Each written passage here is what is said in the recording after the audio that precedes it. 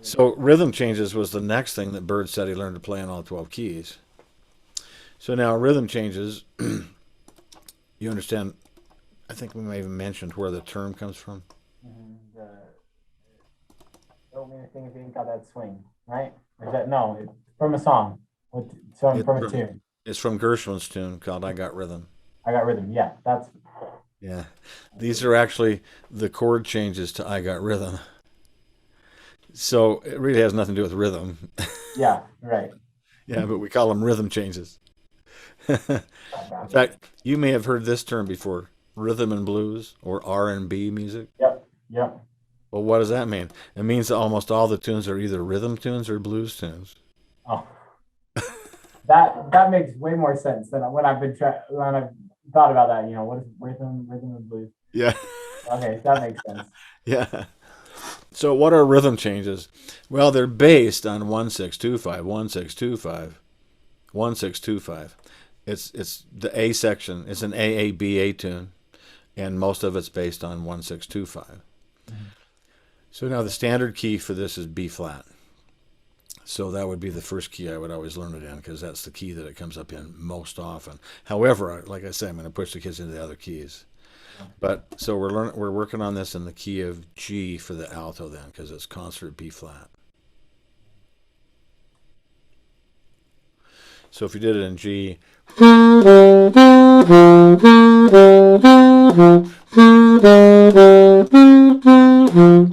ah, I messed it up.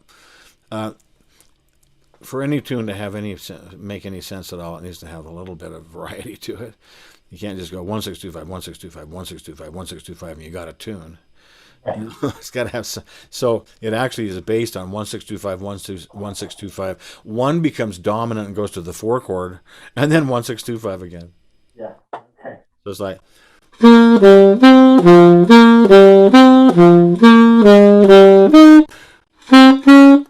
yeah. I keep screwing up how to do that. I haven't thought about how to do that, but it's just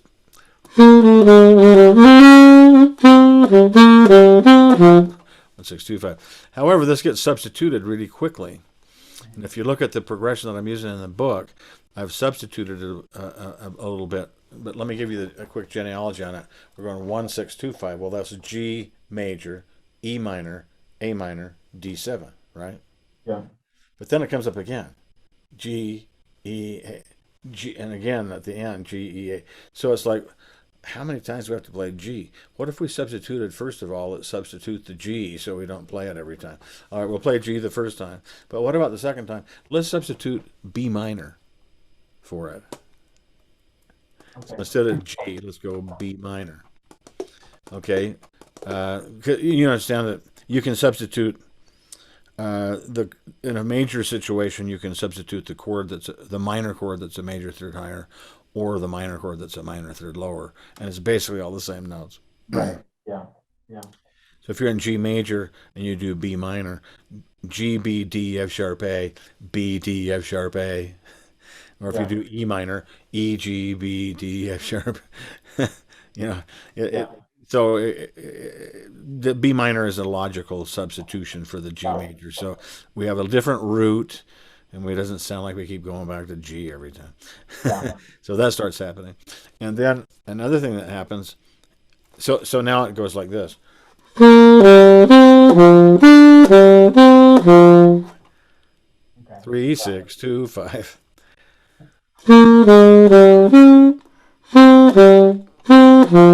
And then it'll do 3625 again.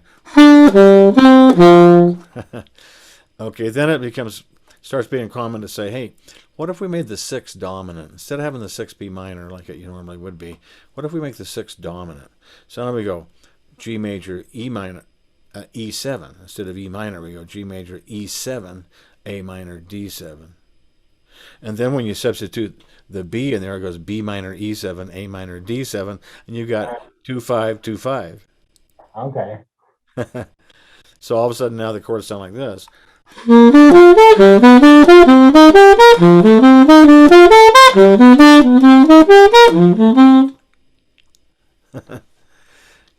Okay, and then it's not uncommon to say hey, let's make that E7 a flat 9.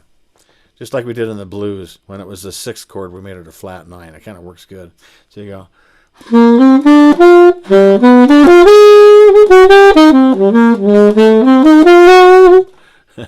I put flat 9s on those. But So flat nines on which ones? On the two? so on the E minor, I mean on the E dominant 7, that used to be E minor, now I've made it E dominant, then I made it also flat 9. Okay. Now if you make an E7 flat 9, you just might as well call it G sharp diminished 7. Saying what? Okay, yeah.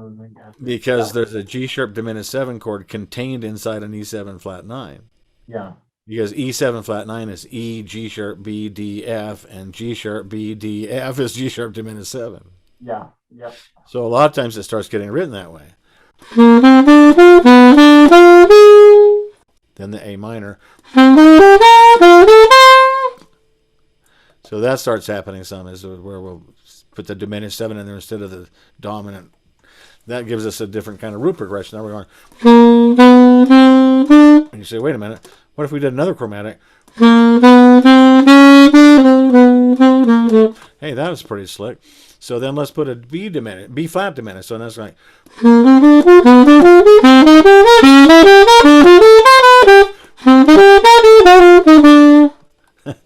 And this is the progression that I always teach the kids, because if you got this progression, then you're going to be able to kind of fit into whatever else is happening. If it's simpler or if it's harder, it still tends to work, because there are a lot of different versions of rhythm change. Just like in the blues, there are a lot of different substitutions that happen. There are a lot of different substitutions, so you have different versions of the rhythm. We did a thing at that recording session Monday that was kind of based on rhythm changes, but then when it went to the bridge, she did tritone substitution. So instead of going in the tenor key, it would have been E7, A7, D7, G7. It went E7, E flat 7, D7. Because she did a tritone sub there, it starts moving chromatically. It's not uncommon to do that in the bridge. The bridge is just cycle, just the right around this E, A, D, and the alto key B, E, A, D, B, E, A, D, B7, 2 bars, E7, 2 bars, A7, 2 bars, D7, 2 bars, bead. Anyway, where we write together right now, I would just write this down quicker. It would be quicker than trying to visualize this. I'm just trying to help you kind of see where is this chord progression coming from. It's supposed to just be 1, 6, 2, 5, Well, this is how I've arrived at that chord progression. So what I'm using is G major, G sharp diminished, A minor, B flat diminished, B minor, E7, A minor, D7, G, but then the G becomes dominant and takes me to the 4 chord. And then I'm going to go B minor, E7, A minor, D7 again. Okay. Now there's one more thing that happens in here, because and I don't know, there's maybe a couple of reasons for this. In a blues, it isn't uncommon to do this.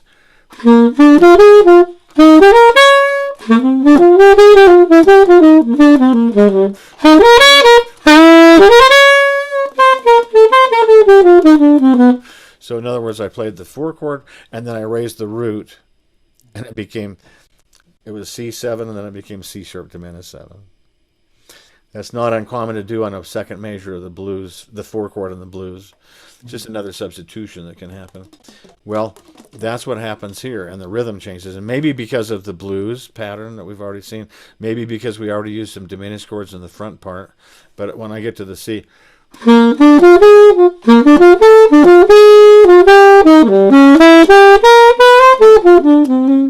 so it's going to be, now the progression is going to be this. G major, G diminished 7, new bar line, A minor, B flat diminished 7, bar line, B minor, E7, A minor, D7, G, but halfway through the bar it becomes G dominant. That takes us to C major, but halfway through the bar it becomes C sharp diminished 7. And then it goes B minor, E7, A minor, D7, it's kind of 3, 6, 2, 5, but it's 2 5s actually. 2 5 a step higher is Okay. Yeah. I'm kind of feeling bad because I'm talking in the air here. It's hard to visualize all this stuff. Yeah, it is hard for me to keep up. It's like, I mean, it makes sense, but then to like retain any of that is. But see, what I'm hoping is now that you can say, okay, let me look at the book, Yeah. see how you got there. Let me find the page on that.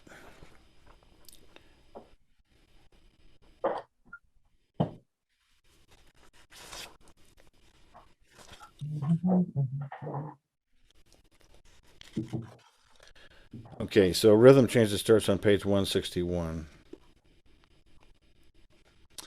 And you can see the version now. I've written this in concert key. Mhm. So B flat major, B diminished, C minor, C sharp diminished, D minor, G7, C minor, F7. You can see that's exactly what we're just talking about. And then the second half, go down after that dividing line. B flat major becomes B flat dominant, takes us to the 4 chord, E flat major, but then E diminished, raise the root, then D minor, G7, C minor, F7. There's your progression. That's the one we just talked about. Yeah. Now you can visualize it. Right. Yeah. Now, once we have the progression, and that's the progression that we want to use, then we have to say, okay, now what are the guide tones? And see, the guide tones that are going to make it sound like rhythm changes are going to go.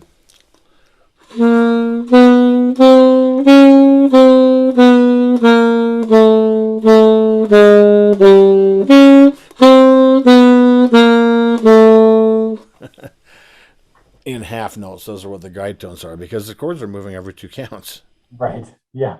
So I played those fast, but those are half notes. Okay.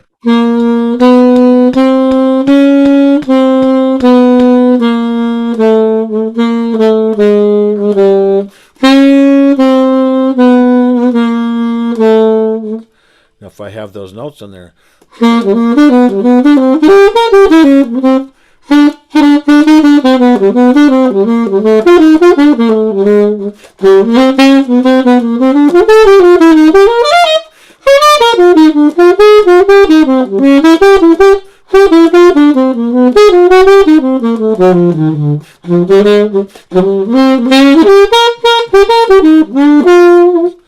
now it sounds like rhythm changes. Yeah. Yeah.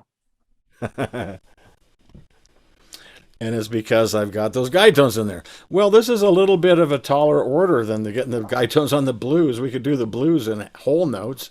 Right. Yeah. Yeah. Once we got the whole notes, then we kind of fleshed it out a little bit to make it more interesting to practice. Yeah. That's what I've written here, is I've fleshed it out this way. 1, 2, 3, 5. Then up the chord. Then down the next chord. Then up the diminished chord. Then I'm using this pattern. 5, 3, 1, 7, down to the 3.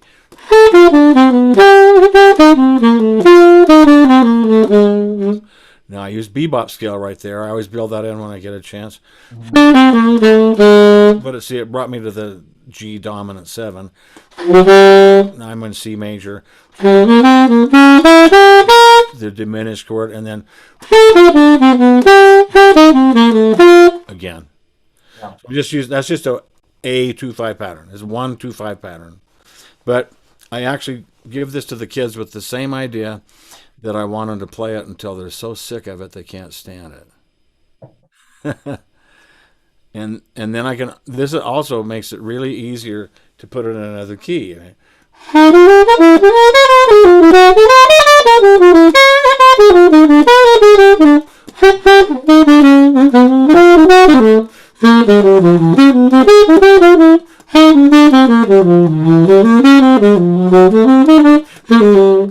In other words, I'm playing the same thing in a whole different key. Yeah. Yeah. And if I had to,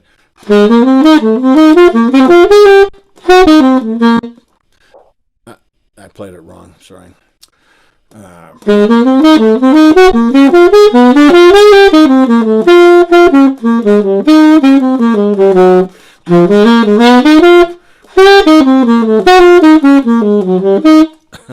And I can get to another key way faster. Right. Now, it's normal to hear rhythm changes in B flat, as I mentioned, but they do happen in other keys. And in fact, Duke Ellington wrote a tune called Cottontail. It's a great tune. It's rhythm changes, but it's in A flat instead of B flat. And Thad Jones used to write for the Thad Jones Mel Lewis Orchestra.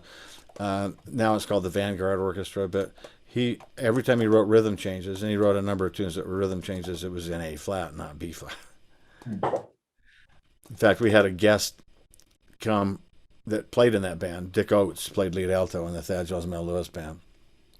And he wanted to do one of those Thad Jones charts that was rhythm changes. It was a tune called Little Pixie 2. Yeah. And at a certain point, he said in the concert, we'll just have all the saxes take a couple of choruses on this right down the line.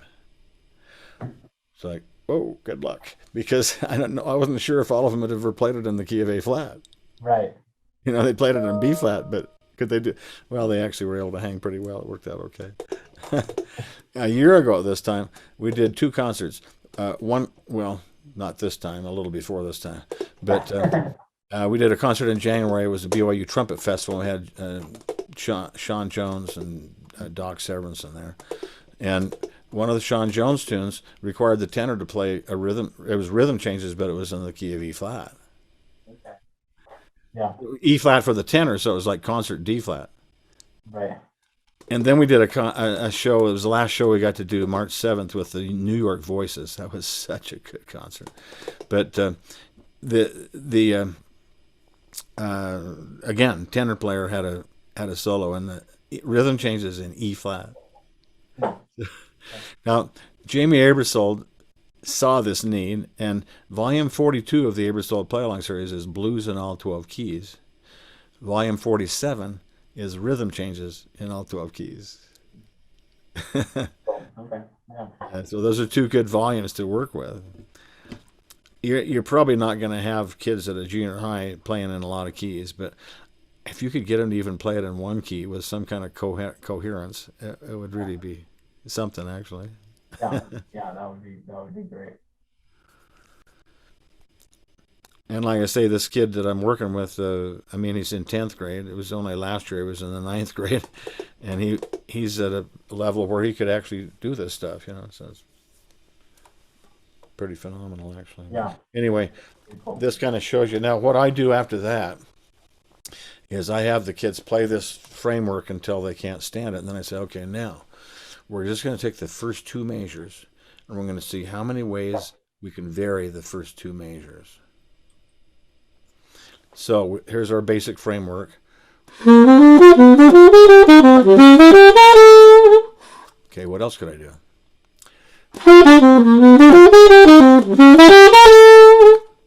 How about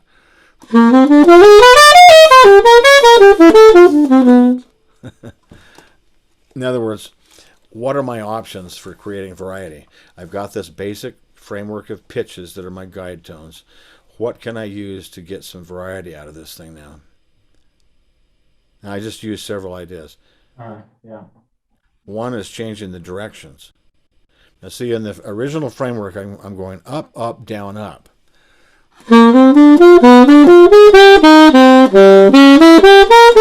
Up, up, down, up. Now, what if I go up, down, up, down?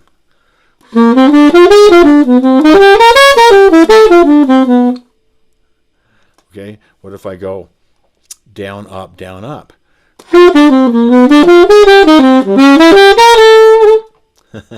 What if I go down, down, down, down?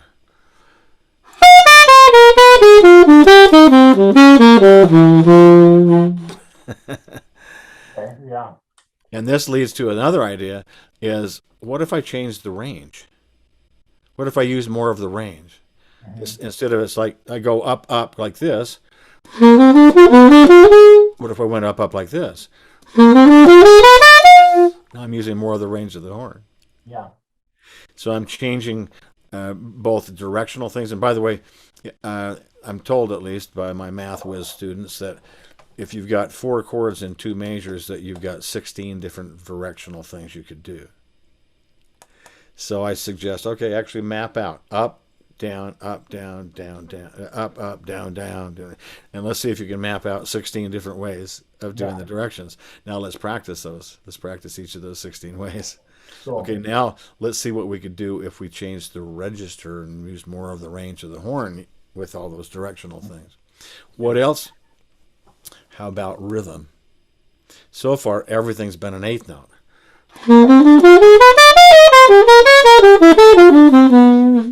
Okay, what if I change that up? And I actually have the kids think this through. Say, okay, and this is in the book too, by the way.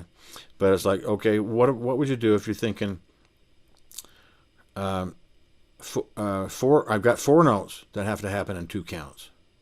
Okay, 4 eighth notes is an obvious answer to that. But what else is possible?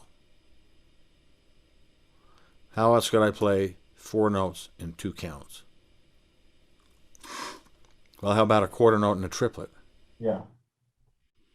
How about an eighth rest and an eighth note in a triplet? You know, how about a quarter rest and 4 16th notes? Double time. Mm-hmm. So now I could do.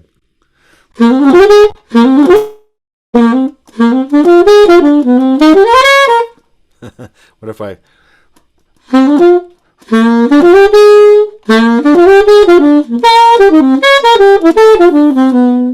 Just use quarter and a triplet. Yeah. What if I did rest? Do it double time, rest.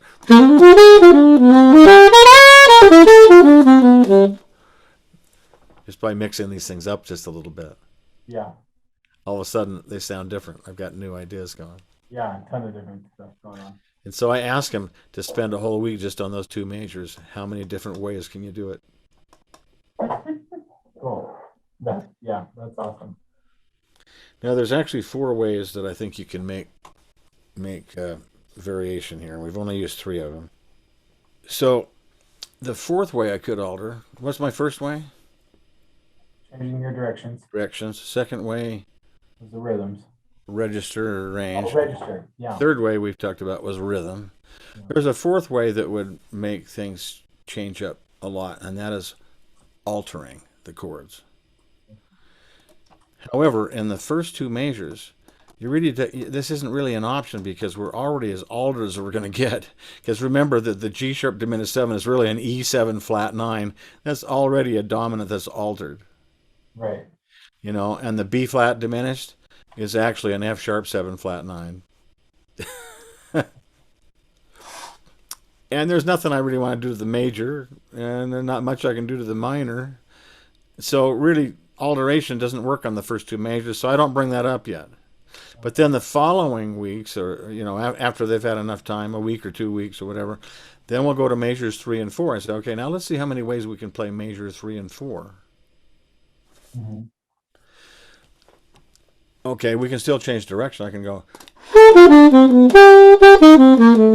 But I can also do. I could also go.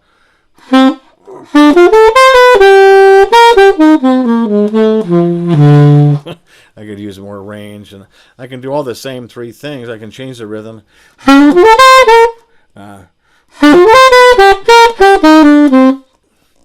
But I can also alter, because on these dominants, altering is the name of the game, really. We can alter like crazy. So what's the way you normally alter is when you're using sharp 9, flat 9, and sharp 5. Any one of those, or any 2 in combination, or even any 3 in combination, but the sharp 9, the flat 9, and the sharp 5 are how we usually get alteration. So I use the rhythm changes to do this. I say, okay, now we're going to play those 2 5s. Actually, we use it the other way. That's the pattern that I'm using in the framework. It's 5, 3, 1, 7, down to 3. It has a 7 to 3 built into it. The guide tones are there. But now, instead of playing the root, I played a half step higher. Here's the root. What if I play a half step higher? Oh, so easy to just play a half step higher than the root. I got used to playing the root. That's my flat 9. Right. Okay. It's a cool sound. Yeah, it is. And I could follow that up. We were going. Oh no, we weren't here. It was sorry, it's another place. But anyway, I could follow it up this way. I'm going to the flat 9, then just going down the scale. Mhm.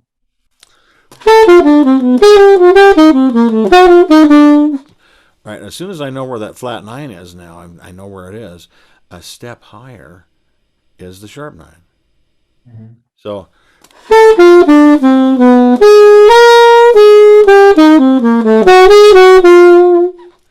it starts to sound pretty cool.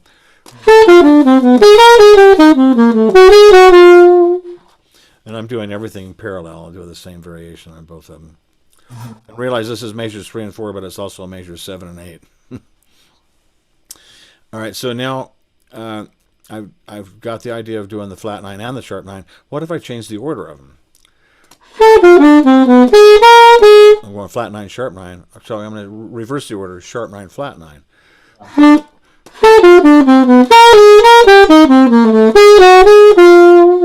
Starts sounding pretty cool. Yeah.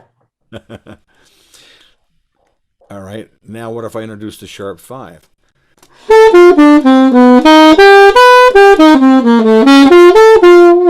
All I did is just a sharp 5 on that. I just played augmented triad, actually. Let's say the third, so it gives me a sharp 5. What if I though played the sharp 5 and then went to the flat 9 and the sharp 9?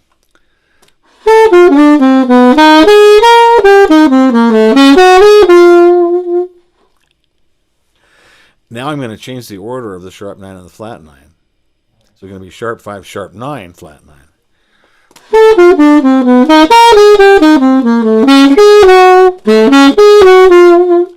It's a great sound. Yeah, it is. All these altered sounds are really what you hear when you're listening to all those CDs. And when the kids start doing this, they get really motivated because this is what I've been hearing all this time. I didn't know what it was. Yeah, that makes sense Because jazz players do this a lot. Yeah. It sounds good. Yeah. So I use this as a way of introducing alteration usually also. So now once I've overhauled this a bit and I've got some different ways I can do this stuff, now I'm improvising.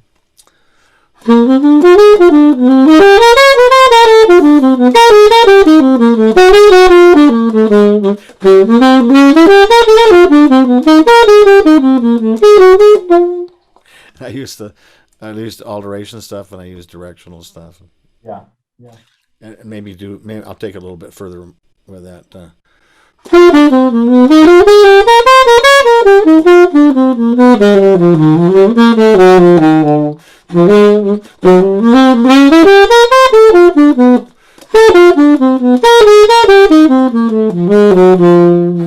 Where I don't have to do the same thing that I on both 2/5 measures. I was practicing that way, but now I could do a different one on the second measure. Get variety that way. Yep. So after a while, I've really explored this thing, and now when I play with rhythm changes, I'm going to take I already did that. I'm going to take a track.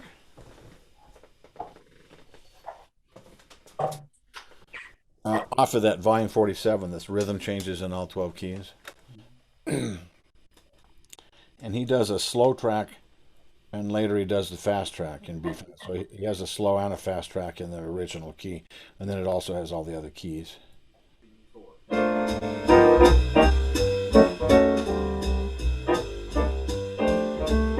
Okay, this is it.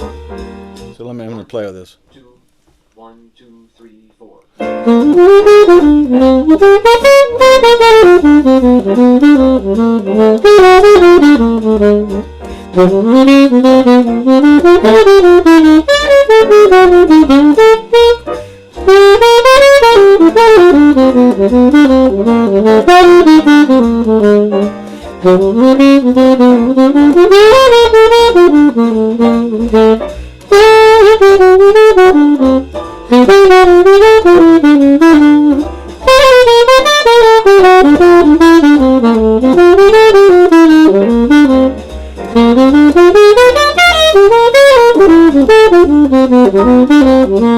I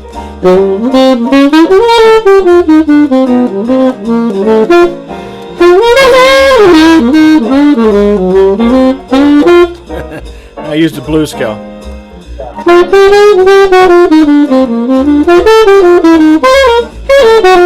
Sorry.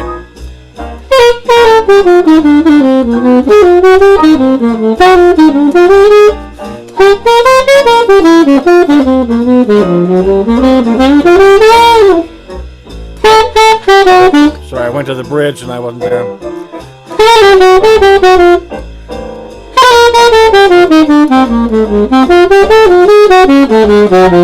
I altered on the last chord of the bridge.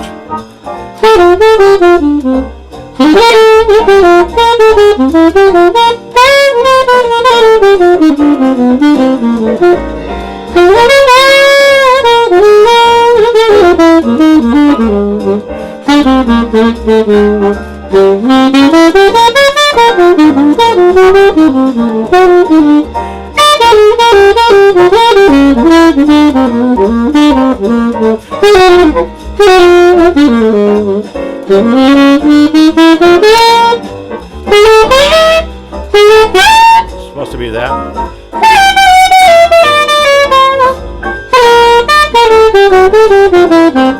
What I usually use here is bebop scale for the bridge.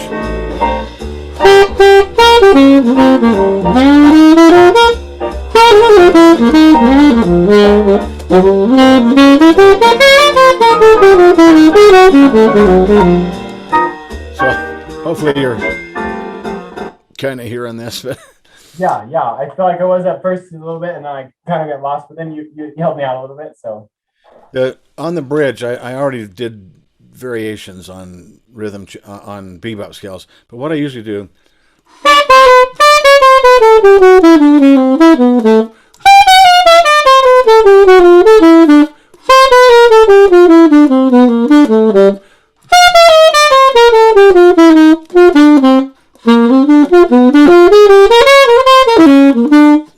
So then it goes back to the A section.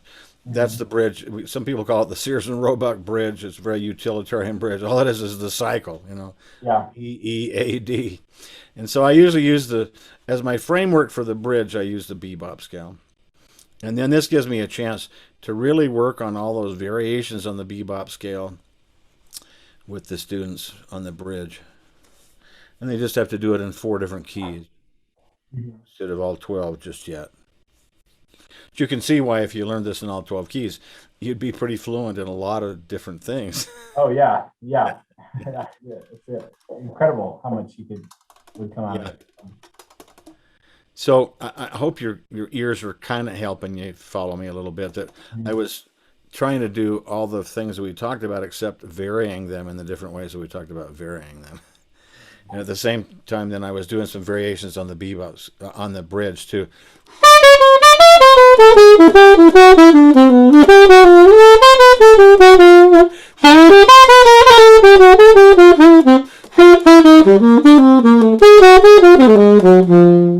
And then I altered on the last. I did bebop scale all the way through the bridge, and I altered on the last measure.